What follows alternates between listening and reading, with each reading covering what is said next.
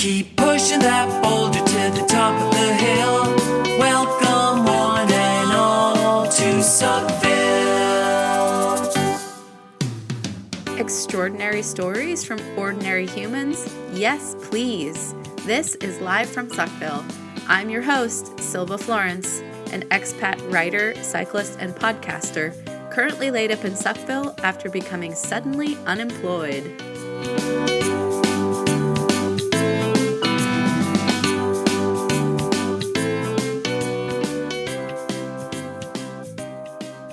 I've recently decided that Suckville is a bit like a mountain lion. How so, you might ask? Let me explain. First of all, I grew up in mountain lion territory in eastern Oregon, and then had subsequently many jobs outdoors, including being a wilderness ranger and a wildland firefighter. So it was actually at some points part of my job to be aware of these large cats. And so I know that they stalk their prey, even for quite some time, and even lie in wait, until suddenly they pounce.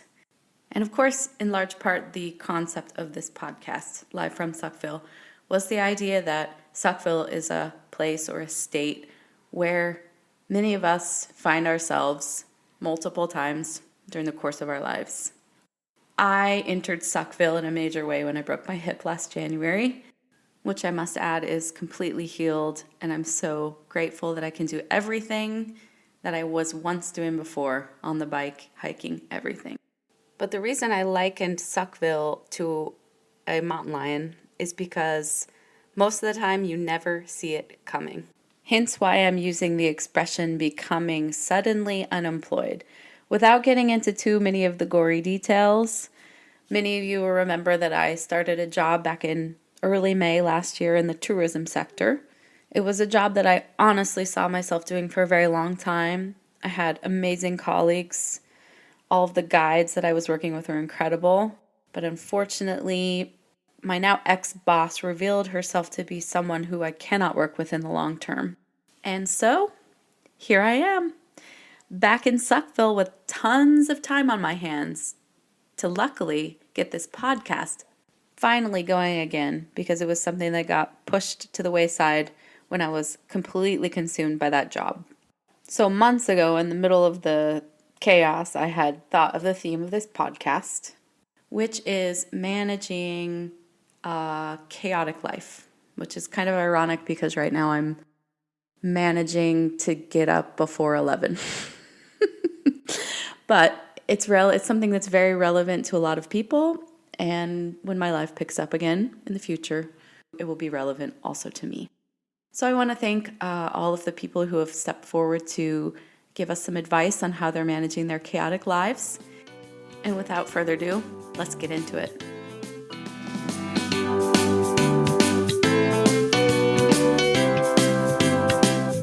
My first piece of advice is from a fellow American expat living in Italy, Diana. And let's listen in as she tells us about something that's rather fitting, our jobs. I would say that it's important to have a job that you enjoy or that you can at least stand. But don't make your job your life. It's really important to find a work-life balance. And I've found that in Europe, or especially living in Italy, I've found that people definitely have a better work-life balance compared to a lot of Americans. So I've learned a lot living here. Find your hobbies, find what you're interested in and do that. Whatever time you have, focus on something that you're interested in when you're not working. And I'll think of some more in a second. I left that last part in because it was so cute, and because Diana actually really did think of quite a lot of really good advice that's going to be peppered throughout this podcast. So thanks, Diana. For now, we're going to switch gears, though, and we're going to hear from Danny. Danny's an American who lives in Portland, Oregon. This morning, as I was getting ready to start my day, I had a self-awakening moment, which I often do in the bathroom, as it seems to be the den of peace. I was feeling a little wonky and ungrounded. My shower head was off kilter and was sprinkling, so I tilted it up got me thinking how by giving so much of our time and energy to others and various responsibilities, we lack the full flow that is meant for us. It is essential to acknowledge where we put our time and efforts and how it affects us in our individual development, and then aim to reset by tilting our energy in a more positive direction. Take time and just be present where you are. Are you fully aware and present with yourself? Or do you have a to-do list that is scrawled upon your mind? Tilt this. Are you worried or afraid of something and you can't seem to relax? Tilt this. Are you so heightened by the past or future that you can't be present? Tilt this.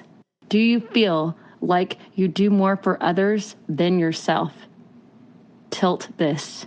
Is the concept of being gentle with yourself, self-care, and self-love foreign to you? Tilt this. I know it is so easy to become consumed and even driven by what we got to do and who we have to be, that we lose sight of who we truly are. One thing that we lose sight of is we are limitless. I am everything. You are everything. I honor your individual journey. I honor mine. Tilt. I think that word's going to stick with me. How about you guys? I have to thank Danny very much for giving us this excellent food for thought and some very good questions to ask ourselves, especially when we're caught in the middle of the chaos. Danny, too, is going to be back with us again in a bit, but for now, let's switch gears to Dean, who is American living in Colorado. I think my advice to you was that it's all about balance. Make time for yourself every day. Do something that recharges you. Life may stay busy, but you'll be able to handle it better if you keep yourself charged, and you won't get burnt out. You're doing some great things. You really are. So stay with it. Just don't sacrifice your health and well-being and your sanity for it. And keep doing what you do best and keep being you. You're doing a great job. It never really hurts to have somebody tell you that you're doing a great job, does it? Especially when you're in the thick of things. So thanks, Dean, for that warm encouragement. And now who else wants to hear what else Diana has to say? I do. I also think having a routine in the sense that, for example, with my husband and I, we love having a pizza night every Sunday night. He and I will get pizzas from a pizzeria nearby, and we'll watch our favorite TV show or movie every Sunday night. It's something that we always look forward to, and it's something that no matter how busy we are, it's something that we do before the new week begins, and it's a way to just, really relax and get ready for Monday. It's fun to have your special nights or special moments, some kind of routine, something to look forward to. Is anybody else suddenly craving pizza? Anyways, while I go call the local pizzeria, why don't you guys listen to Grace, who, sticking with the food metaphor, has a lot on her plate, but she's handling it, just as her name suggests, with a lot of grace. Grace lives in Colorado, near Denver. How to manage a chaotic life? I believe that, if you are in that situation, having to work, have a family, and now I have even more. I have school as well. So I have 3 full-time jobs. It's not easy. It's hard. Having tried to study and take your time away from your family, yes, it is hard. I know that a lot of people have done it, and you just do it. When you are in that situation, you just do it. You have to pause and think okay, I want this. What are the best ways for me to just continue with my life without having to be in a lot of stress? Always just be positive, think positive. And if you have a great partner, that's also a plus, because that helps a lot as well. For me, I just manage to just do it and not to think about anything else negative. Anybody that is negative around my life, I just push them away, because that helps me a lot. Staying away from negativity, stay positive as much as you can, and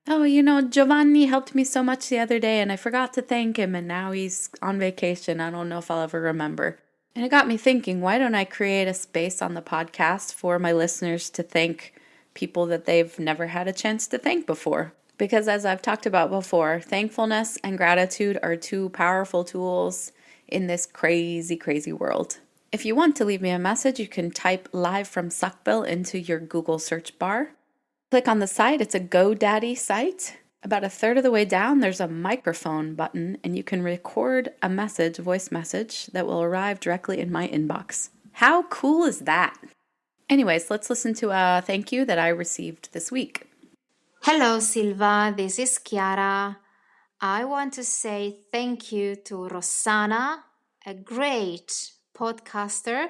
She lives in Milan. She introduced me to this new world of podcasts and podcasters, and it's great.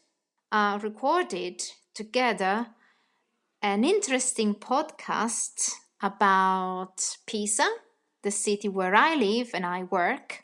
And I want to say thank you to Rossana for what she did for me last year. Grazie, Rossana.